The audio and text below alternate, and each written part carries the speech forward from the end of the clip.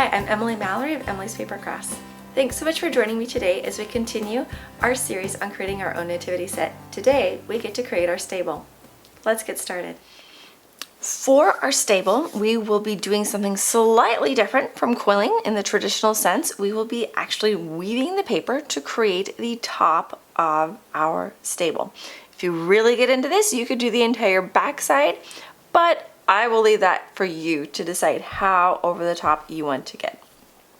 So I've got a variety of papers. You can choose to just choose one all the way through your weaving, or mix and match, just do 2, do 3, do 4, do 10. I don't really care because it's going to be your stable when it's all finished, and what's going to help accentuate your nativity set is what matters at the end of the day.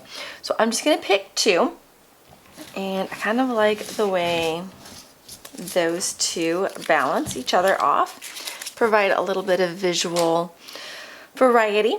So each one of these I have pre-cut into 3/4 inch wide strips from some of my other scrap paper. So I gotta make sure I don't use, or I'm careful with when I use these 3, as they're a little bit shorter than the others. So then our stable top needs to be roughly, move it up here a little bit closer for you all, roughly 4 inches by about 2.5 at most. So I'm just going to go ahead and preemptively cut mine here at 1, 2, 3, 4. So I know how long it's going to be.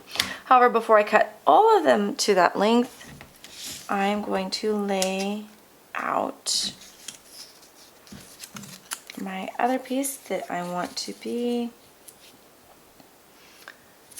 2.5, just because in a few weeks when we create a origami box to store our nativity set in, it would be ideal if our stable fit inside of our box.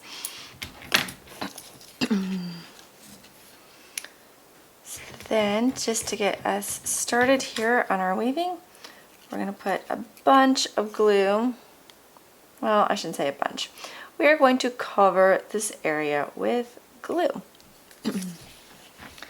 And then we're going to line up the side and the bottom edges so they're more or less even, and squish down the glue.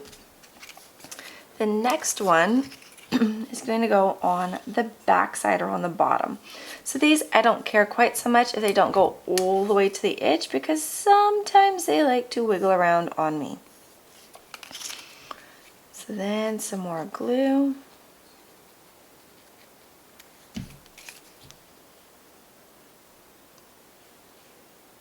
It looks like I'm going to get to adjust my height here for my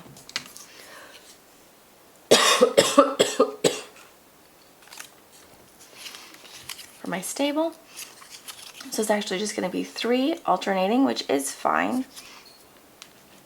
So in a minute I'll trim off that little tail that's overhanging.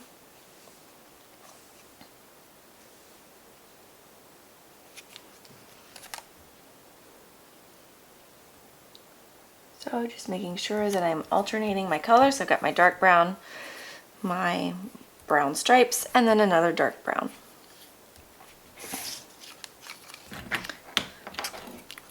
The bigger, or I should say the wider your strips are, the faster your stable top is going to come together. So just bear that in mind. If you decide to do skinnier pieces, that it's going to go a lot faster. So this one is on the top, so that means this next one here needs to send it to the bottom.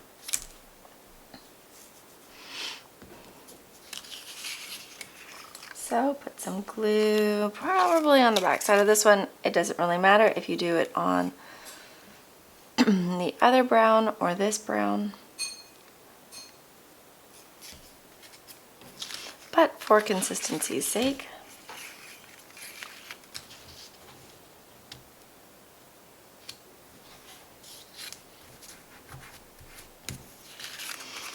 And then we'll trim it off on this side.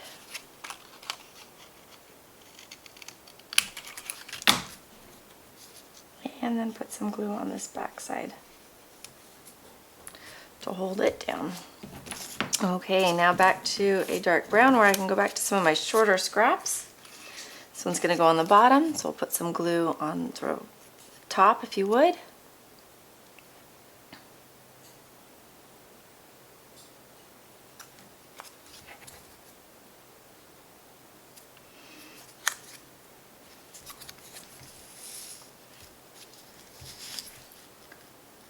And lining it up.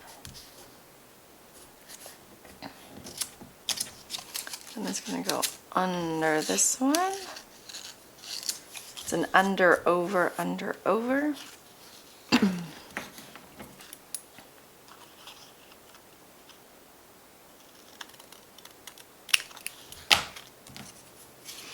then some more glue.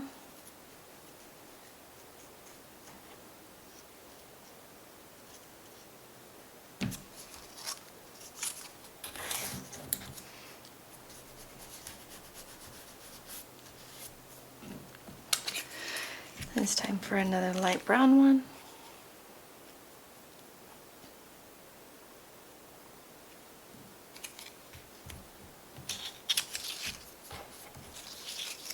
And while you're weaving, you can be warming up your glue gun, because in a minute we are going to glue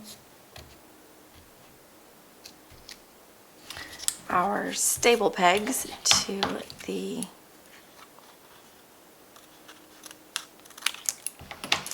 four corners and then create some supports underneath to help hold up our stable. If you're not liking this solid stripy pattern, then you could always do more strips, because that would help alternate the paper better, or just use more of one color back and forth on the top versus the bottom.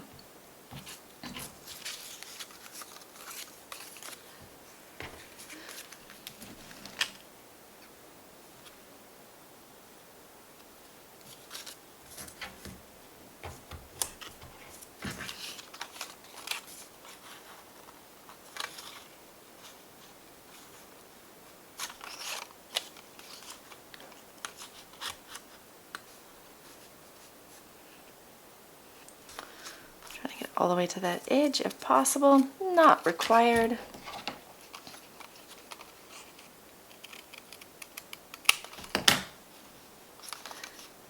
And then 2 more rounds of glue. To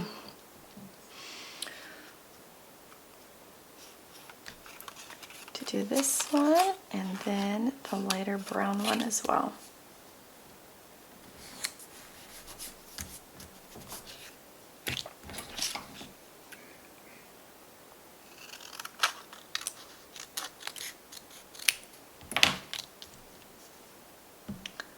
Gently lift that up, put some more glue underneath. Turn it over, and there is the top of the stable. Let's see. Looks like the thatching is already coming apart. Send out the innkeeper.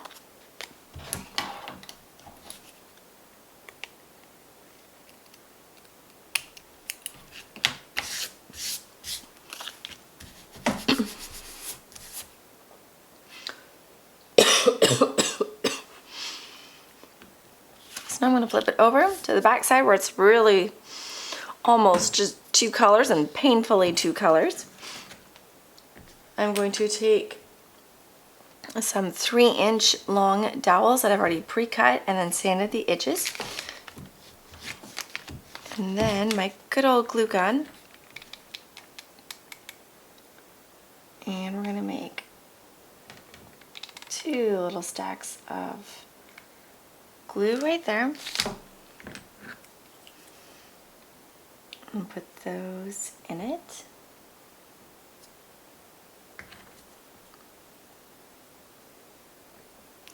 Wait for them to set just a little bit. The joys of hot glue is it does take it a few seconds, especially when you're trying to get something to stand upright.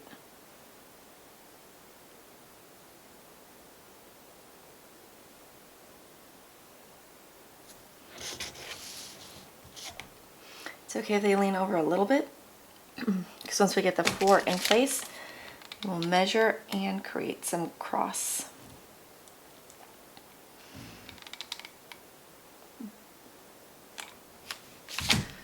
Some crossbows to help keep it upright.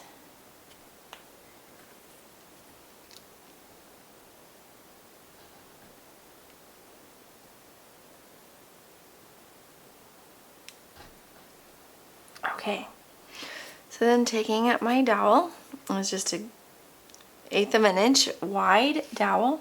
So, oop, stand up. It's one thing if they're a little bit crooked, as long as they stay vertical versus falling all the way down.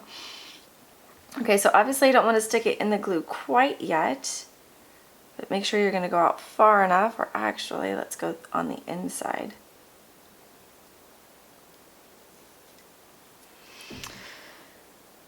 And then I cheat and I use wire cutters rather than a saw to cut my thin dowel. And then a little bit of scratch or sandpaper, not scratch paper. It feels like scratch paper. Just to kind of get any rough edges off just a little bit.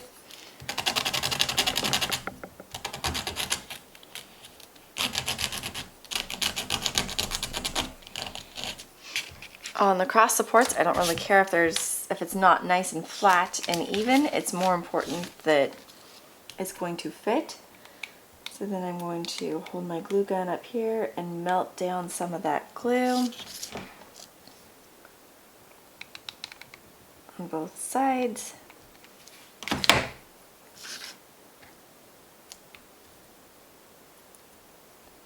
So I can help hold those up a little bit better.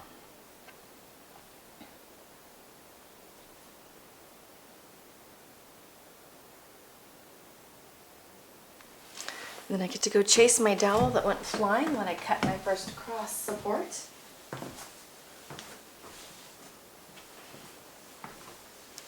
And then we're going to create at least 2 more. We're going to do another one that goes right up over here, and then another one that goes right over the same way on the other side.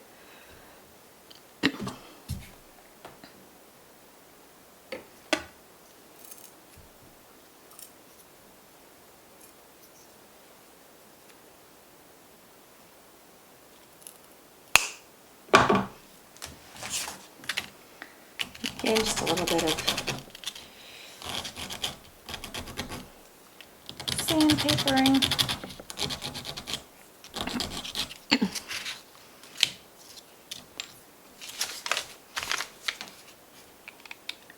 Again, melt down some of that glue that was already there.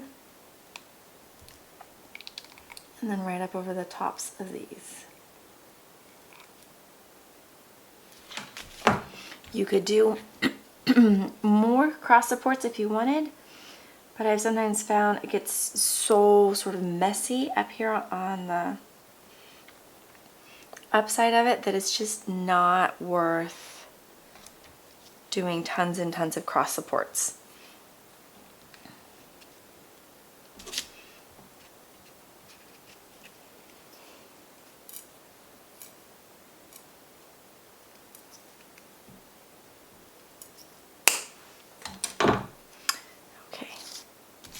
Last one.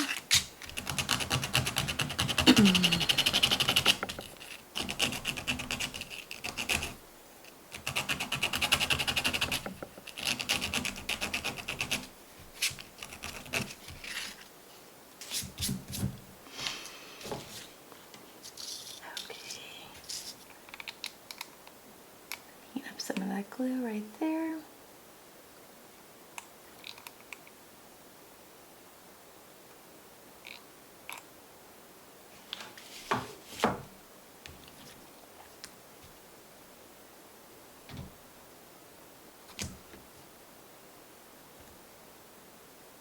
sure you don't burn your fingers in the hot glue because that will hurt.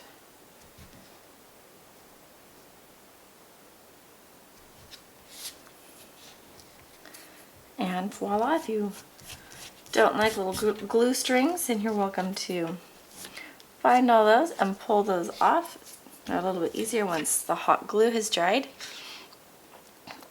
But you now have a little tiny stable for your nativity set. Thanks so much for joining me, and I look forward to seeing you next time when we make Baby Jesus, the whole reason for the manger.